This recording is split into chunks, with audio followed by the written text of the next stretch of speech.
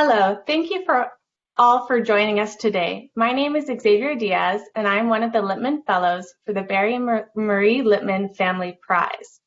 I am joined by two of my colleagues, Alfred Guo and Fortune Diata, and we have the honor of welcoming you and introducing today's event and speakers. We have a very special event planned for you today, as we will get to hear from the executive leaders of the three organizations named as the 2021 Lipman Family Prize honorees. The Lipman Family Prize recognizes and celebrates credible nonprofit organizations from around the world that are truly leaders in their innovative approaches and impact in addressing critical, globally relevant social challenges.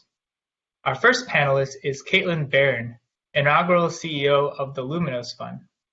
Luminos works to ensure children everywhere get a chance to experience joyful learning, especially those denied an education by poverty, conflict, and discrimination. Prior to the Luminos Fund, Caitlin served as a senior leader within the Michael and Susan Dell Foundation, helping to grow the organization to steward over $1 billion in charitable giving.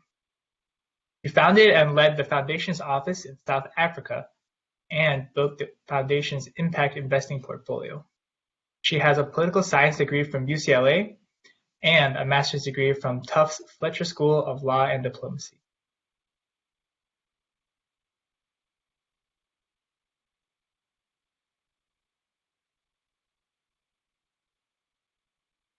Our next panelist is Laura Brown, CEO of PEACE, which stands for Promoting Equality in African Schools.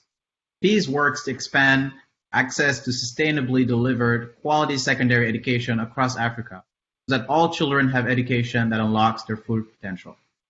Over the last decade, she has been involved in all aspects of the organization's work, from school-level teacher training and community engagement to development of strategic partnerships with ministries of education and institutional donors.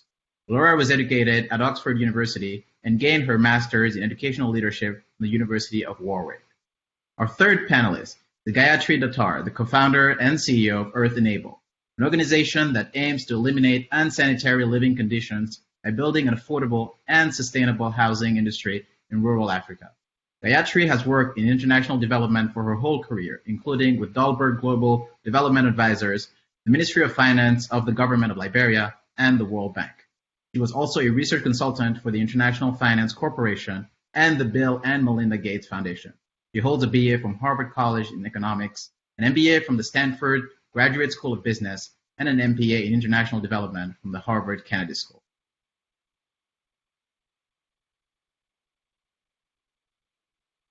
Moderating the panel discussion today is Dr. Anne Greenhall, Deputy Executive Director of the McNulty Leadership Program at the Wharton School and an adjunct professor of management. Anne has won multiple teaching awards at Penn, including Best Lecturer in the Social Sciences by the entire student body and the William G. Whitney Teaching Award for Associated Faculty. In addition to fulfilling her administrative and teaching responsibilities, Anne has served as an advisor and consultant to a number of academic institutions and corporations, including the School District of Philadelphia, Haverford and Bryn Mawr Colleges, Merrill Lynch, Marsh USA Inc., and Bank of America. She also serves as co-host for Leadership in Action on Sirius XM Business Radio. We have such a wealth of knowledge and expertise in these incredible leaders joining us today. Without further ado, I will turn it over to you, Dr. Greenhall. Oh, thank you. Thank you so much for giving me the opportunity and honor of being the moderator of this event. And I am so pleased to have a chance to speak with our guests. And I'm going to go actually in alphabetical order here. And I'm going to start first with Earth Enable, Gayatri, and ask you and then our honorees, Caitlin Barron and Laura Brown, this opening soft question. And that is, can you tell us how your organization was? And this is to you, Gayatri, Earth Enable. Sure. Thank you so much, everyone. Hi. So how Earth Enable was founded, you said. You cut out there for a second. Is that what you said? Okay, great. So we actually started out as a class I took while I was in business school. So I know many of you might be MBAs, so that might resonate. But basically, we were given a design challenge to find a way to make the home or the family healthier, the home or community healthier in rural Rwanda for rural families. And we went there for 2 weeks as part of this class where we were looking at everything from kitchen gardens to water filters to irrigation, you name it. And one of the things that came up in every single person's home that we visited was that they had a dirt floor. And seeing kids crawling on the dirt floor, putting their hands in their mouth, the animals in the house, just made it very clear how unsanitary a dirt floor was. So we went back to Stanford, obsessed with finding a cheaper floor, and we turns out found one that had already been done for decades in the Western U.S. Earthen floors, and there we have it. Wonderful. So out of the classroom and into the classroom of life. How about you, Caitlin? How did your organization get started? So I was living in South Africa, running the South Africa office of an American foundation. We had a large scholarship program for first generation universities. And I really just fell in love with the cause of opening the powerful access to education to new generations and being able to have a chance to help children be the first in their family to get a university education. 6 or 7 years into this incredibly meaningful journey, I was put in touch with an amazing program running in rural Ethiopia. I was actually working on the same causes I was working on, but actually for children much younger in their journey. So even today, there are still 59 million children in the world who are denied the chance to go to primary school, never have the chance to learn even the basics of how to read and write. And I really just fell in love with the idea that not only was this an extraordinary opportunity to transform the lives of young people and going to university, but actually we could reach much further back in the lives of children who, from the earliest ages, actually have the doors of educational opportunity closed to them. And the founders of the program asked if I would come on board and help them figure out how to turn a program into an organization and grow and scale it. And today we're in 3 countries in Africa. Oh, wonderful. And Laura, how about you? Thanks for the question. So by 2050, there are going to be 1 billion young people in Africa, which is just a huge and growing population. And Peace was founded 13 years ago because the Millennium Development Goals had really set sights on expanding access to primary education. So the founder of Peace identified this great need that there was this glut of children suddenly finishing primary school with nowhere to go on to secondary. So one Peace secondary school was founded to test the concept of whether it would be possible to set up a financially sustainable secondary school that provided access to the poorest children who were being left behind from transitioning from primary to secondary. And really, the Peace network of secondary schools grew from that one school. But there's always been this kind of bigger ambition. So first, it is to build and run exemplary secondary schools, serving tens of thousands of kids in rural locations. And today we have 32 schools and growing. But we've known from the outset that we weren't going to build and run all of the secondary schools ourselves. That's not the point. That's government's role. So really, we use those secondary schools as laboratories to develop innovations in secondary education, to partner with others and to partner with government to enable wider system strengthening, so that hopefully one day all children will have access to a quality secondary education. Laura, you make a wonderful point about collaborating in order to accentuate the mission and reach. So I'd like to pick up on that point and maybe circle back around to you, Caitlin, and just ask, how do you think about collaborating with other organizations in order to extend the impact and reach of your own? That's a great question, and actually really fundamental to the way we operate. So in every country, we have a small team of folks who design curriculum, pedagogy, do training and monitoring and evaluation. But our actual classes and teachers are run by community-based organizations that we fund. And we do that for a variety of reasons. One, first and foremost, it means that we can take a pedagogy that we know from global experience is powerful, and then we have partners who help us reimagine that in context. So song and dance are a big part of our learning process everywhere, but in each country there are different songs and different dances. And by dialoguing with our local partners, we're able to really take the sort of basic principles that we know drive good education everywhere and just reimagine them in a way that really presents them as sprung organically from the communities. It also means in practical terms, we can work across different languages more easily. Yeah. If I underscore this point about collaboration, I do so because it seems to me that one of the hallmarks of the Lipman Family Prize is learning, collaboration, transfer of knowledge, wisdom, best practices.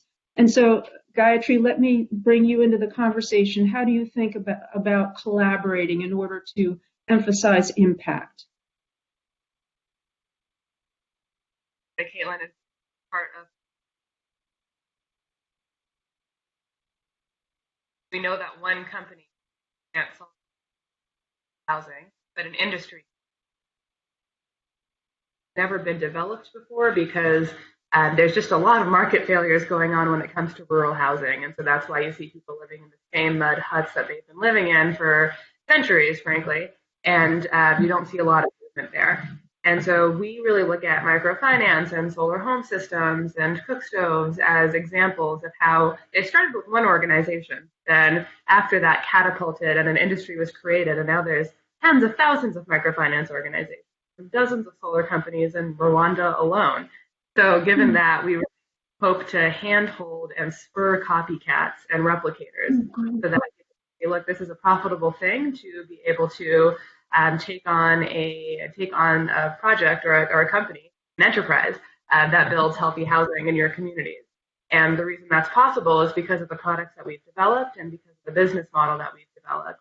And all of that we think is going to really come together and enable all of these partners that we're going to franchise to be able to really literally replicate what we do. So we're in that sense a pretty bad for-profit in that we are very into competition and basically are not scared of it and just popping champagne and rolling out a welcome mat every time someone comes and also replicates the business model that we're doing.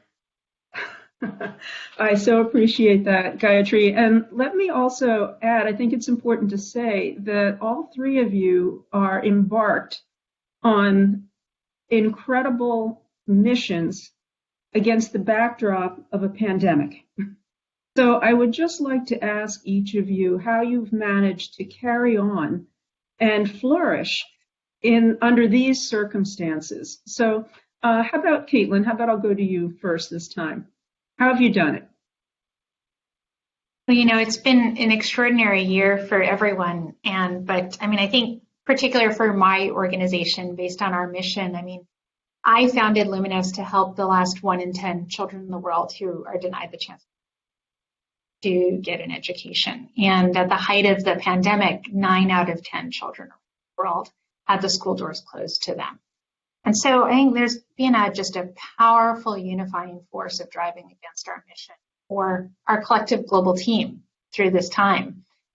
The interesting thing, quite honestly, has been, I think, the degree to which our colleagues leading country programs seem to have almost pivoted faster than I think we did in the head office in Boston. So for our colleagues in Liberia, this is their second year-long school closure due to a pandemic in 7 years. And our colleagues were on the front lines in responding to the Ebola crisis, dealing with all of the fear in the community around seeking treatment, around coming back to school. And it was really just been an incredibly inspiring time for us to see the way in which our country leads have truly led in this moment. And, I think like many organizations, we were founded on the principle of believing in local leadership and the power of bottom-up direction. But this time has been a huge accelerant for that, right? I mean, this has been the real test of that, and really underscored the power and the value of having strong local. Very good. I want to come back to that point about local leadership, but I'm going to put that just as a pause here. And Laura, ask you, tell us about how you've done it in the midst of a pandemic. Yeah, so similar to Caitlin, the business of running schools at the moment has been a challenging one. So throughout the pandemic, all of the Pease schools have been closed for the best part of the year. And many of our schools remain partially closed in line with their government guidance. So we had these huge challenges on multiple fronts. So we had the big programmatic challenge of how do we serve our students who we know are the most vulnerable and at risk of marriage and permanent school dropout and learning loss? How do we serve them in a remote rural setting, out of school setting, when we've only ever done it in school before?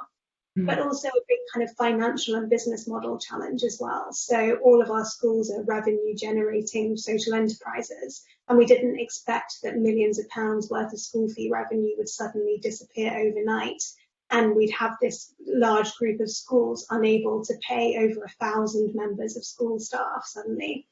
And then the third challenge was operational. So we have 1,200 members of staff at Pease. How do we get everyone working effectively from home, especially when most people are based in Uganda and Zambia?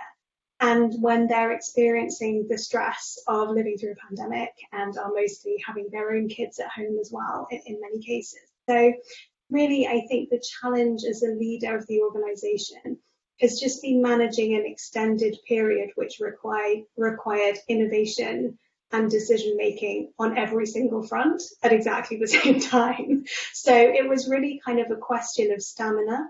And I think in terms of how you do it, my answer is very similar to Caitlin's. It's about having confidence and trust that you did the groundwork up front to have a leadership team, a distributed leadership team, which is values aligned and competent, and empower that team to make the right decisions for the areas that they're leading. And like Caitlin and Luminous Fund, we have exceptional leaders in Uganda and Zambia and in our schools and in the fundraising team, etc. And so I was, it was really inspiring to me that when there was a period of crisis, everyone was able to kind of mobilize and get stuck in, and the organization has been able to kind of respond really, really positively.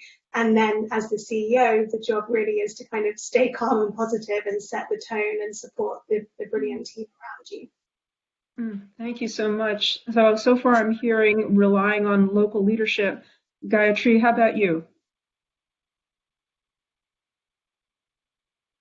The best year that's because we were very lucky for a lot of things to kind of happen at once. So COVID happened. We had a very strict lockdown in Rwanda. And when I say strict lockdown, it means you go to the stadium overnight for a big timeout if you get caught past curfew. So as a result, no trucks could move. And we're a construction company in very rural areas delivering sand and clay and rocks to very remote households.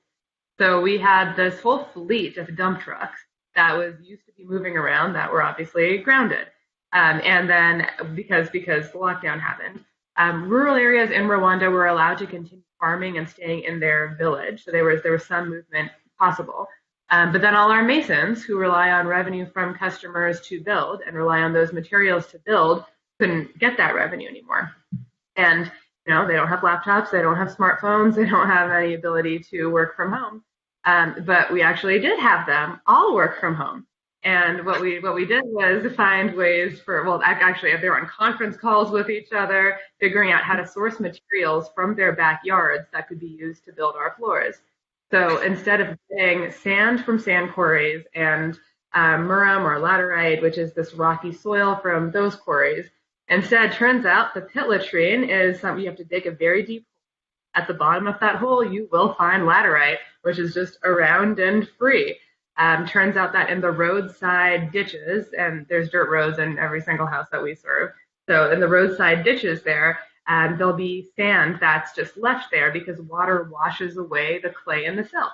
Fun fact, soil is made of sand, silt, and clay only. That's what soil is. So every soil has what we need to make our floors, which is sand and clay.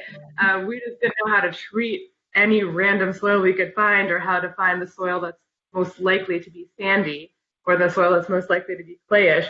We figured all of that out with conference calls and hundreds of masons trying to figure this out. So it was pretty awesome. By the end of lockdown, so they were building houses for their neighbors, building floors for their neighbors using techniques. And by the end of lockdown, we sold all of our trucks. Our product became half the price, 35% cheaper, actually, not quite half, but and just infinitely more scalable, because I can't tell you how much of the hassle the logistics of coordinating those vehicles was and how expensive they were.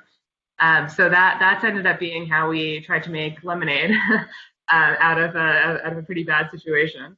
And then in that moment also, we switched to a micro franchise model. So we control everything, and then instead, post pandemic, now the Masons are their own entrepreneurs, running their own flooring businesses, and a much more sustainable model, and also just much more empowering and decentralizes a lot of the control, which is always our goal.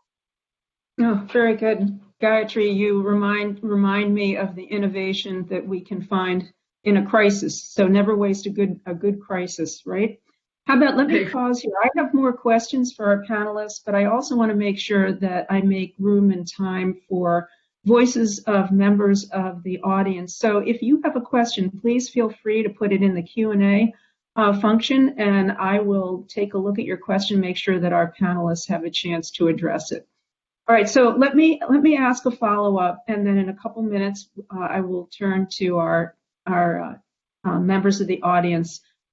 I'm just curious, and I ask you this question because I am in the fortunate position of being able to support a new course at Wharton, Management 799, Leading in Challenging Times. And we are fortunate to be able to hear from CEOs like you who have gone through are going through the pandemic, and then are thinking forward-looking, what will they do the same or differently in the future?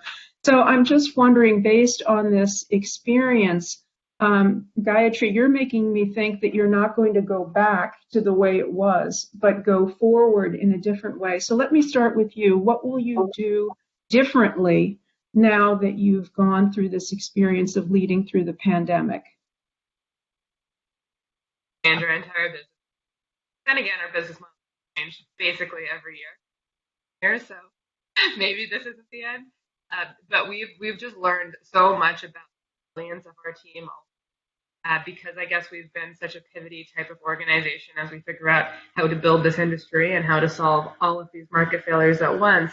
It's just required an intense amount of focus from our team on whatever that challenge happens to be.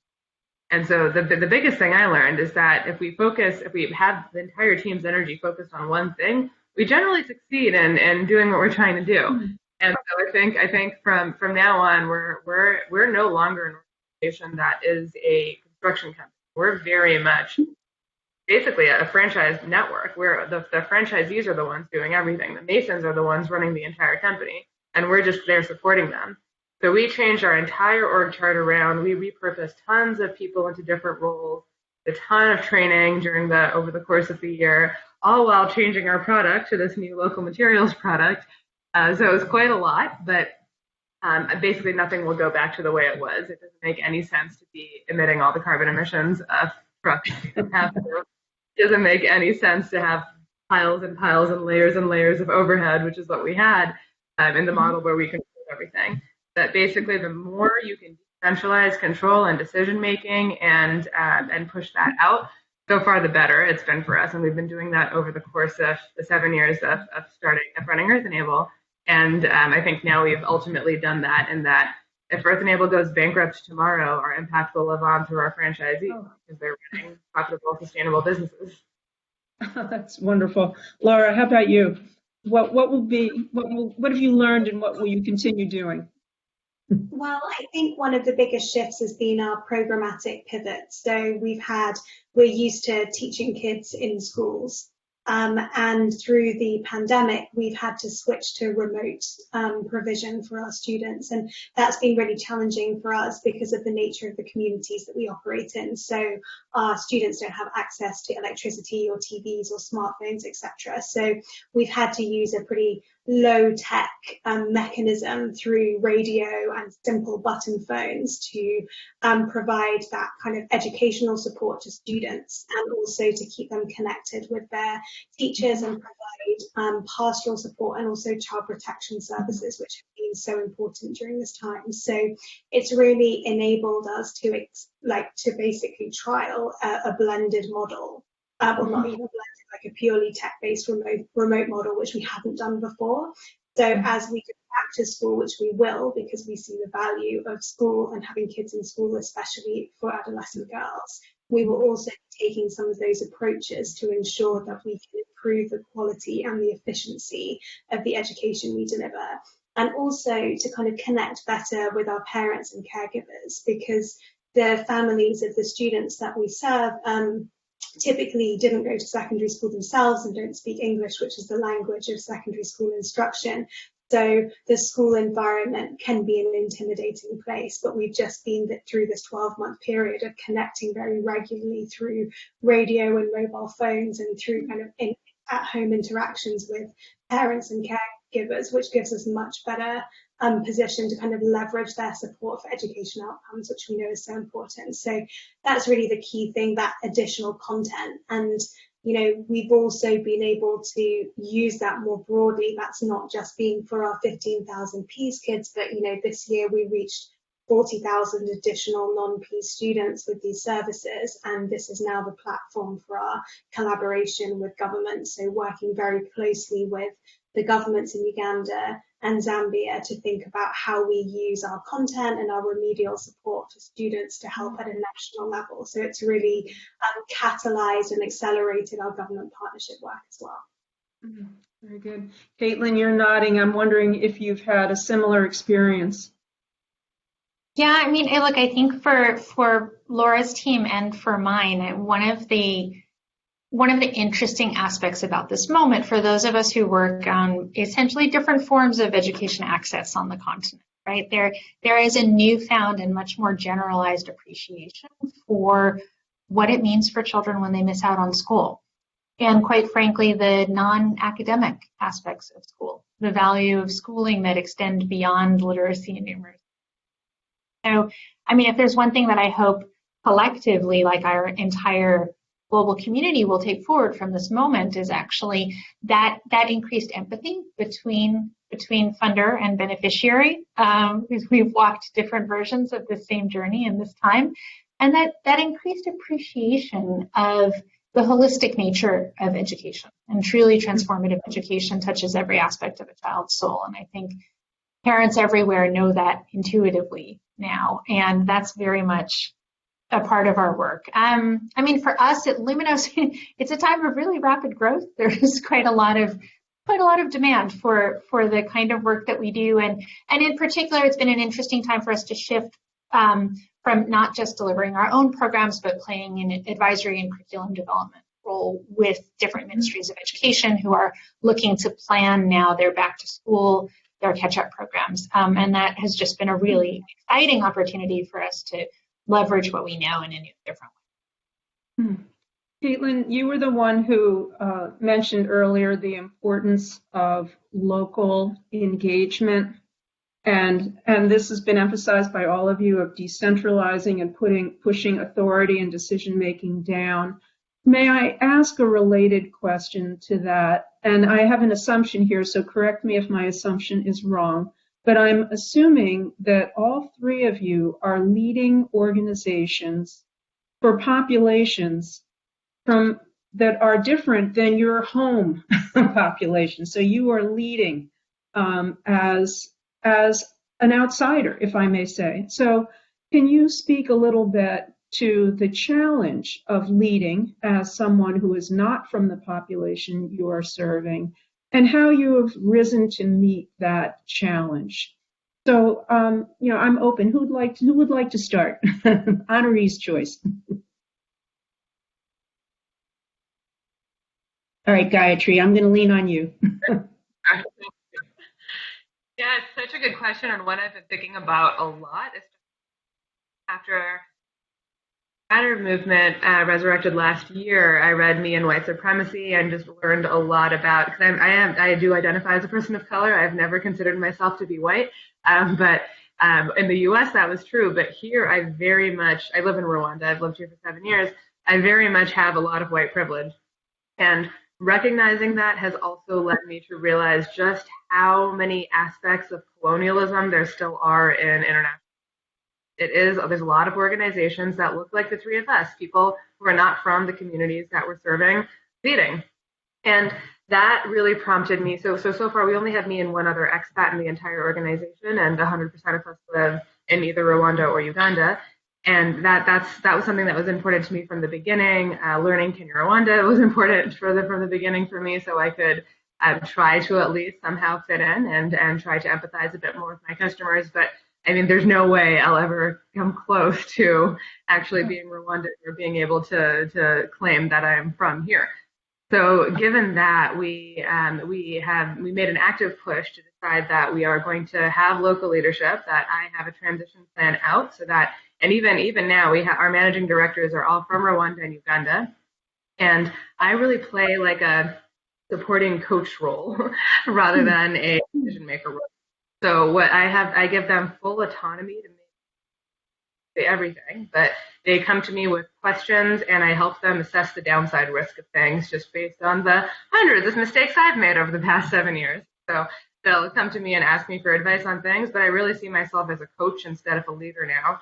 And that was a difficult shift. It was an intentional shift in the way that I perceived my role as the CEO, to be a bridge between funders in other parts of the world and this cause I'm so passionate about, and this organization I'm so passionate about, but no longer thinking of it as my organization. I'm thinking about it as their organization that I am supporting. So thank you, Gayatri. That's a beautiful, beautiful response. Caitlin, how would you reply to that, leading for populations that are not your home, not your own? I think Gayatri's frame is really spot on. I think, all you can do in a role like this one is just be forever cognizant of the profound and immovable power dynamic between a foreign founder who has access to fundraising capabilities, who can tell the story of the work easily in a way that the global community can appreciate and understand, and the nature of a team who actually knows the community that we're serving best and knows what they really need. And I think all you can do is again and again remember the significance that never goes away. Like we are forever approaching a deeper and deeper understanding, but we're never remotely going to get there. And so my participation in a conversation is always going to carry a different weight, and it's always going to have more inhibiting forces than anyone else's. And you just have to move through your organization knowing that. I mean, two things we like to do at Luminos. One, first and foremost, I was very clear from the beginning that if we were going to start an international NGO based in the US, we were going to have international leaders. So I didn't want to be a part of that traditional model of a sort of US leadership team and then local leadership in country. And so that's been key to us from the beginning. So the few most senior individuals on our management team are from Africa and South Asia. Critical part of bringing us much closer and making sure that, that means that there are senior people in my organization who can challenge me, right? Because they are both, in some sense, they are both from the communities we serve, and yet they've moved through an international context, which means they have two voices, they have two perspectives, and it means that they themselves are just inherently in an easier position to ask hard questions than the rest of our colleagues. But I mean, beyond that, you have to work incredibly hard in building a culture where it's really comfortable to fail and it's comfortable to say, I don't understand, and where the expectation is not everything's perfect, right? There's especially in international development, there's a tendency to, because the people who fund your work are really far removed from the work itself, there's this tendency to want to tell a sort of sanitized and cleaned up version of what that work actually looks like. And over time, what that means is that can inhibit a team, even internally, from being honest about what are we struggling with. And so we really, really have to work hard to build that culture of honest feedback and naming it when you make a mistake and celebrating when your more junior team members come forward with problems or with shortcomings or things they've done. Caitlin, I'm going to bring Laura in, and then, as I promised, bring in a question from our audience. We heard from Gayatri the word coach. CEO is coach. In a word, how would you describe your role as CEO? Maybe a bit of a kind of fluffy word, but maybe something around and like an enabler, which is similar to the coaching perspective, and just a facilitator of distributed leadership. And like Caitlin said as well, at Peas, the Peas board and the Peas senior leadership team has like brilliant Ugandan and Zambian leaders sitting on those teams. We see ourselves as like a very much a global leadership team, and there seems to be a lot of parallels in the way that we approach this like really obvious challenge across the two organizations. And maybe that's not surprising given that we are all Lipman family prize honorees. It's obviously something that's important to the trust. I started my career as a teacher in a disadvantaged inner city community in the UK, and that wasn't the community that I was originally from either, although it was a little closer from home as I'm British. And since then I've been involved in schools in low-income countries in Africa and South Asia, and now leading an organization in Uganda and Zambia. So like I really have like grappled with this challenge for for decades. And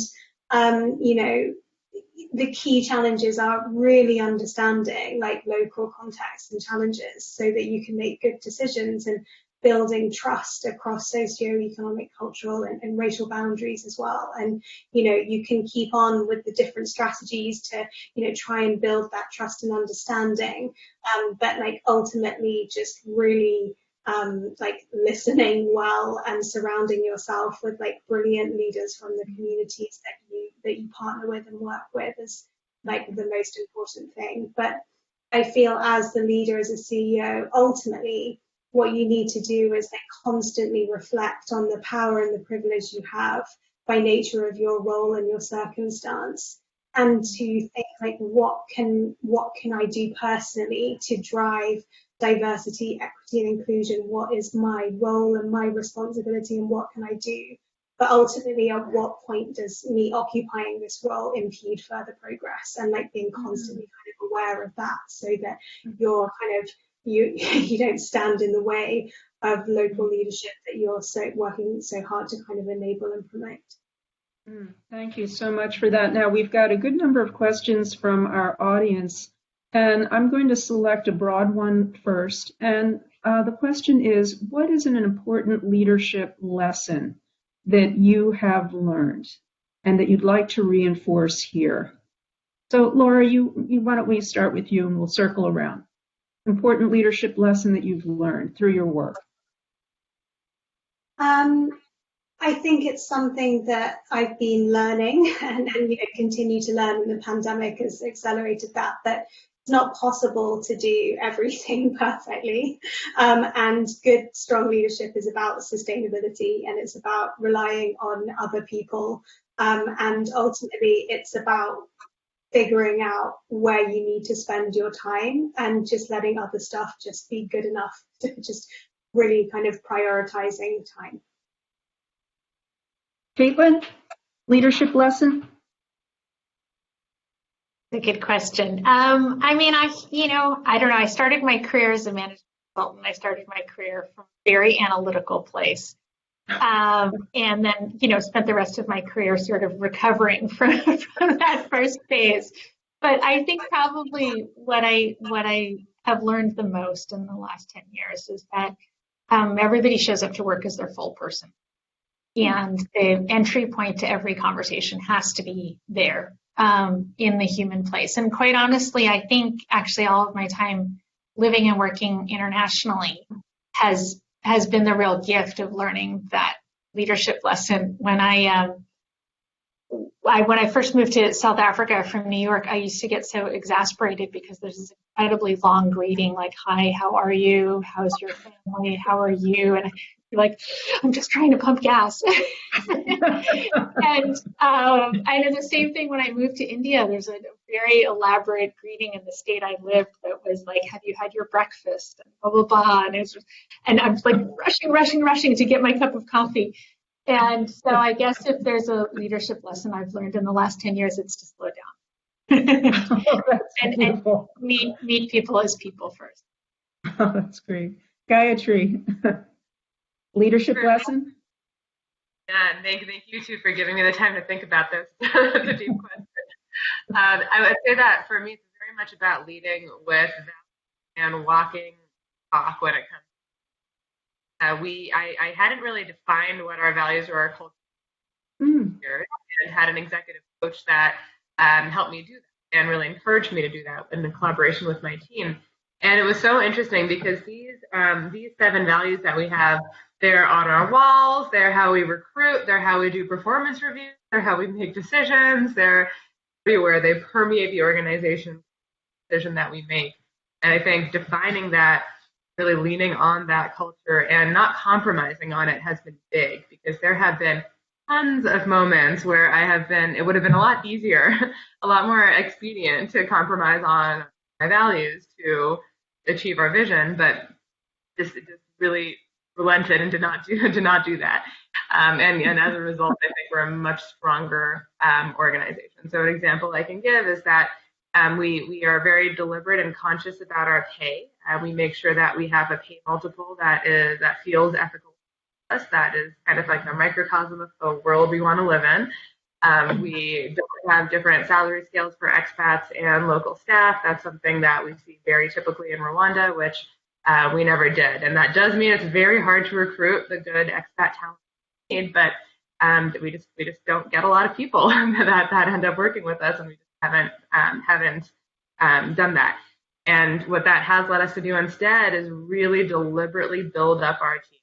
So we've started an internal professional development program. Actually, Caitlin Ava is one of our fellows now because we rolled it out into a different program altogether. But basically developed that because we really needed to grow middle managers. And now 96% of our managers are homegrown. So former Masons, former sales reps, former entry-level employees out of college. And really leaning on our values enabled us to make those types of decisions, which are kind of long game decisions versus things that would have been quicker and easier to do in the short term. Gayatri, I really appreciate your point of being even-handed with respect to expats and local. And your comment gets me to catch one of the questions from our audience, who is asking about supporting female leadership in your organization. So I'm going to ask all of you to address that. Maybe with one preface, let me share with you and everyone in our audience that this is the first time in the history of the Lipman Family Prize that we have not 1, not 2, but 3 honorees and CEOs who are women leading their organizations. So the question from the audience is particularly apt. So I'm assuming, and I bet I'm right on this, but how do you go about supporting women in your organizations? So Gayatri, we'll start with you and circle around. This is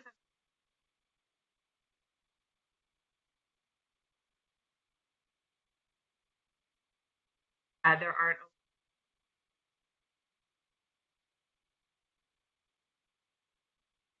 And so this was a thing. It was a very big problem for us in the early days. In the first couple of years, I looked around and our ratio was just awful. I was at many meetings, I was the only woman in the room. And I really didn't prioritize it until I would say a couple of years into the organization, when it was very obviously a significant issue, because you have an engineering position open for a civil engineer, you have 19 men apply and 1 woman apply, and at the end of the day, you end up often picking the man. Just probability ended up making that happen. But we ended up being extremely deliberate about getting to gender parity, and that's both when it comes to Masons as well. One thing that was really interesting is that for years and years, we were told that women are just not interested. Every time I tried to push this, everyone was like, no, women just don't want to do this work.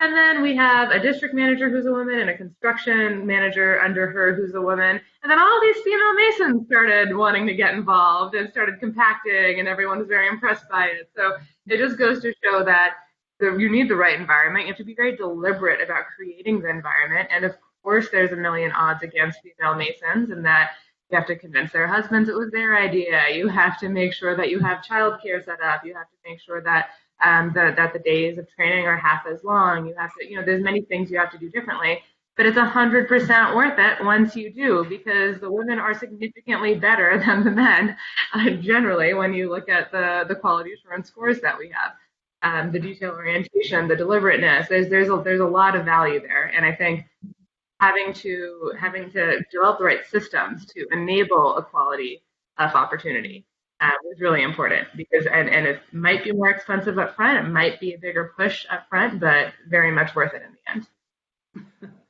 end. Laura, I realize that Gayatri, you described your industry as the construction industry initially, and now you're moving to a franchise model.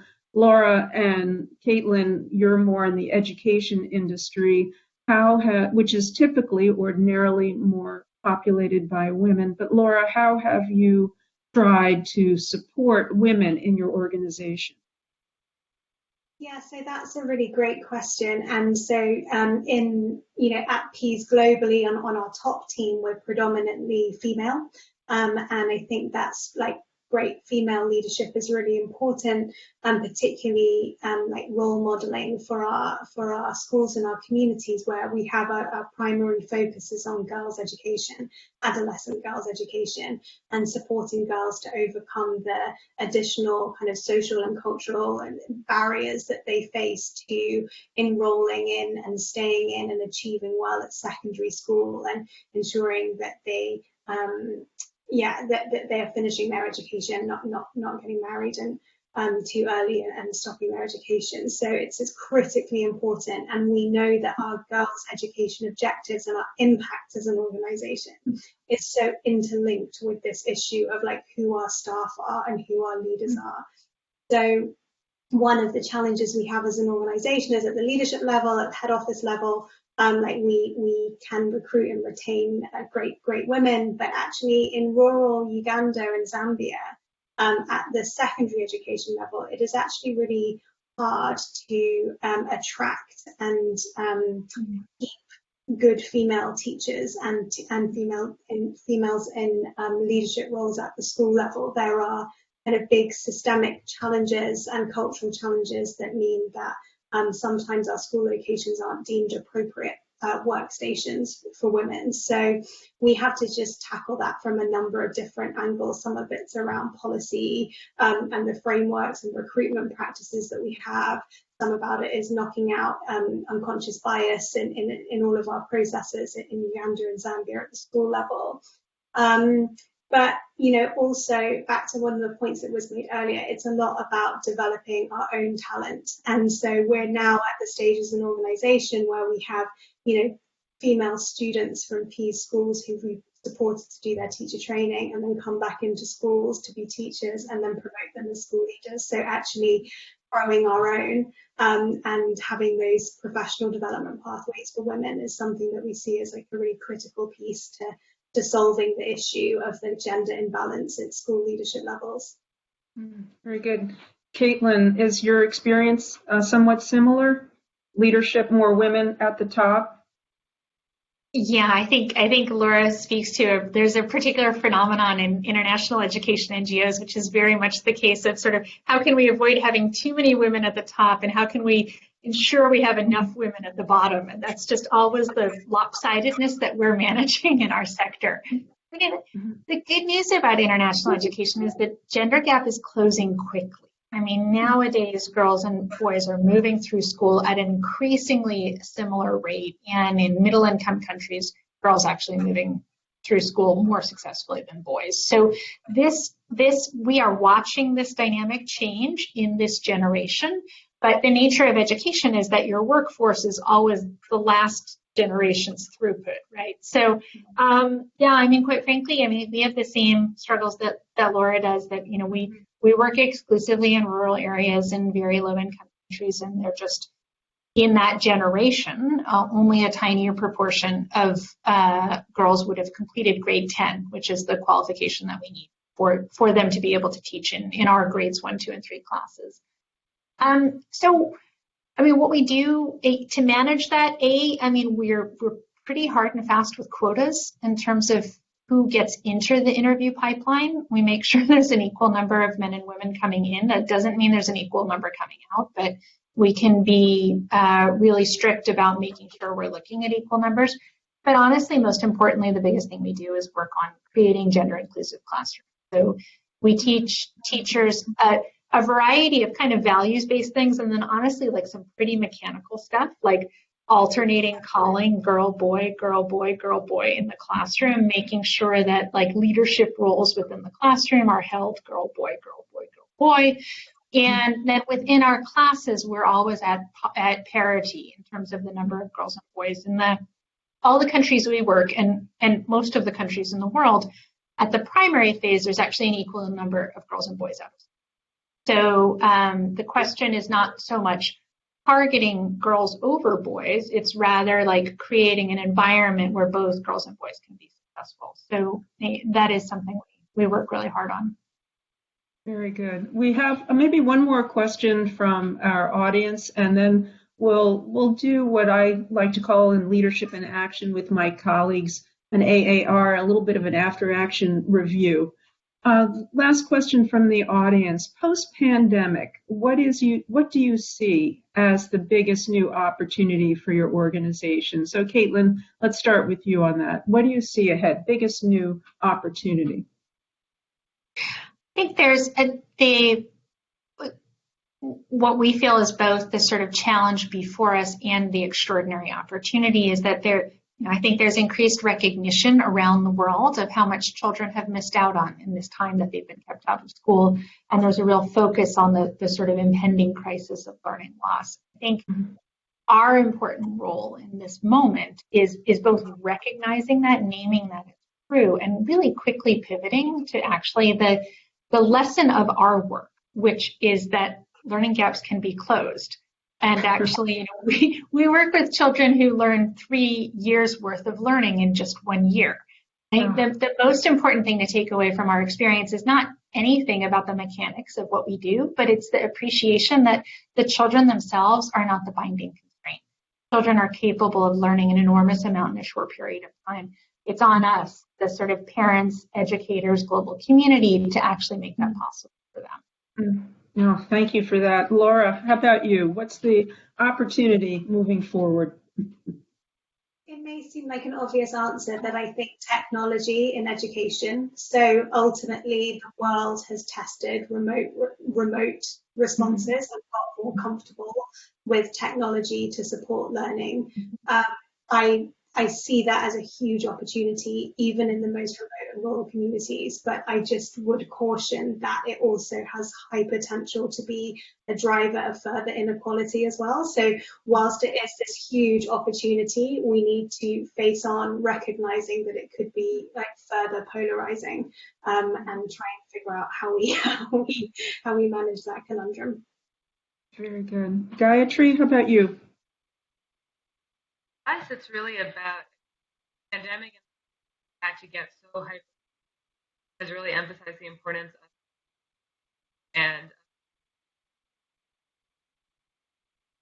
and for us have this model that's finally scalable because we are able to use materials that are so close and possible to then scale this to other countries much faster and other locations much faster. Business model. That's a pretty remarkable thing for us. That and our price coming down, I would say that we now finally have a business model that can achieve our vision.